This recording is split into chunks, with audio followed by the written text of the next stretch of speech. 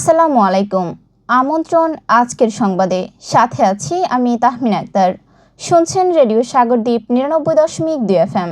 আজ রবিবার ২ নভেম্বর ২০২৫ খ্রিস্টাব্দ, ১৭ কার্তিক ১৪৩২ বঙ্গাব্দ, ১০ জামাদিউল আউয়াল ১৪৪৭ হিজরি। শুরুতেই সংবাদ শিরোনাম।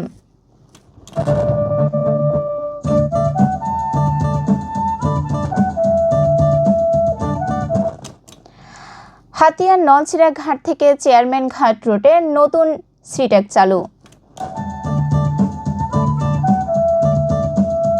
শুনলেন সংবাদ শিরোনাম। সংবাদ রেডিও সাগরদ্বীপ ৯৯.২ FM এর সম্প্রচারের পাশাপাশি সরাসরি প্রচারিত হচ্ছে www.radiosagordip.com এবং অ্যান্ড্রয়েড অ্যাপ রেডিও সাগরদ্বীপ থেকে।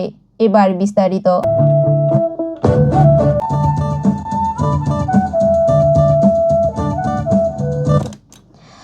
হাতিয়া দ্বীপে নদী পারাপারের সুবিধার্থে নলছিড়া ঘাট থেকে চেয়ারম্যান ঘাট রুটে নতুন করে যুক্ত হয়েছে সিট্যাগ এসটি সাঙ্গু। গতকাল সকালে আনুষ্ঠানিকভাবে এই সিট্যাগ যাত্রী পরিবহন কার্যক্রম শুরু করে। এর আগে গত শুক্রবার বিকেলে দোয়া ও মোনাজাতের মাধ্যমে সিট্যাগটি উদ্বোধন করা হয়। নতুন সিট্যাগটির চালুর ফলে হাতিয়া মূল ভূখণ্ড ও চেয়ারম্যান ঘাট রুটের যাত্রীদের দীর্ঘদিনের ভোগান্তি কিছুটা লাঘব হবে বলে আশা ব্যক্ত করেছেন স্থানীয় বাসিন্দারা। সিট্যাগ কর্তৃপক্ষ জানান, নির্ধারিত সময়সূচি অনুযায়ী প্রথম টিপে নলছিড়া ঘাট থেকে সকাল ৯টায় ছেড়ে যাবে এবং চেয়ারম্যান ঘাট থেকে সকাল 10:45 ছেড়ে আসবে। দ্বিতীয় টিপে নলছিড়া ঘাট থেকে দুপুর 12:30টায় ছেড়ে যাবে এবং চেয়ারম্যান ঘাট থেকে বিকেল 3:30টায় ছেড়ে আসবে।